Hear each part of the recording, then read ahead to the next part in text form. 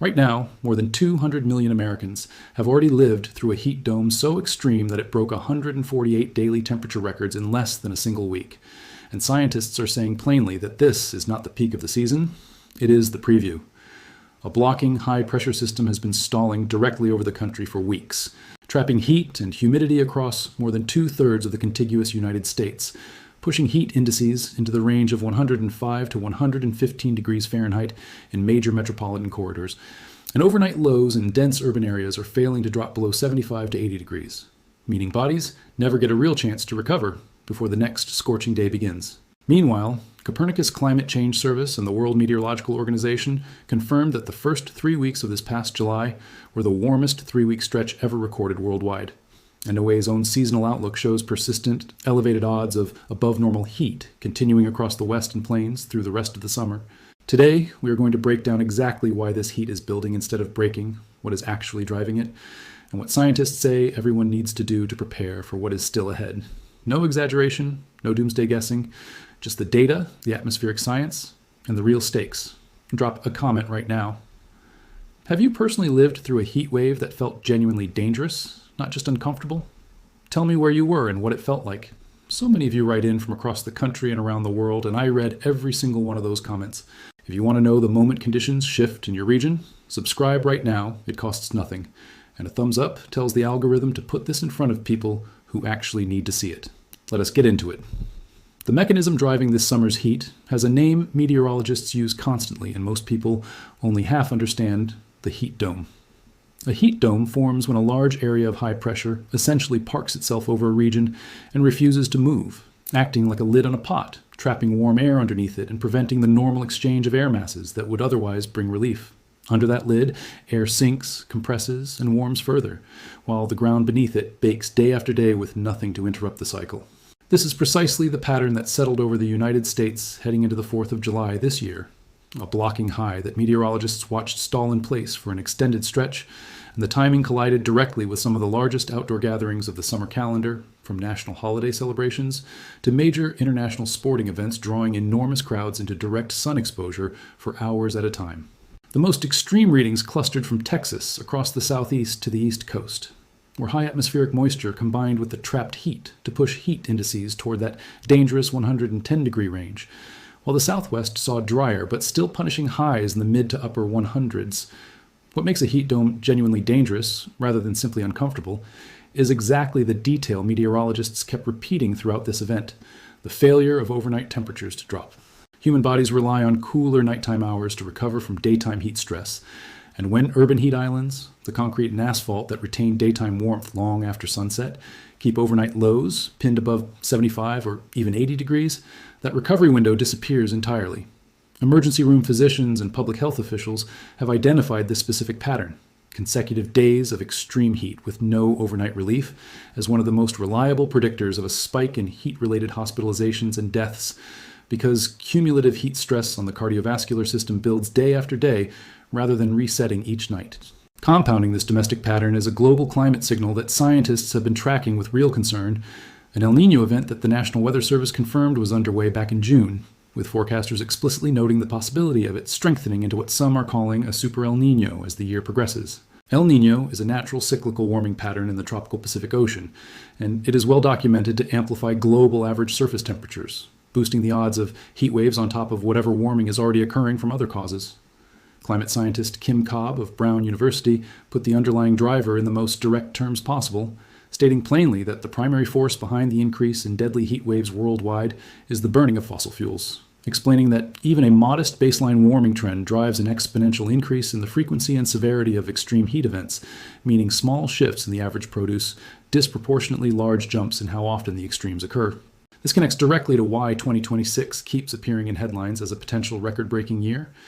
The UK's Met Office projected that global temperatures this year would land between 1.34 and 1.58 degrees Celsius above the pre-industrial average, with a central estimate of 1.46 degrees, and Met Office scientist Dr. Nick Dunstone was blunt about what that number represents, stating it highlights how rapidly the world is now approaching the 1.5 degrees Celsius threshold established under the Paris Agreement.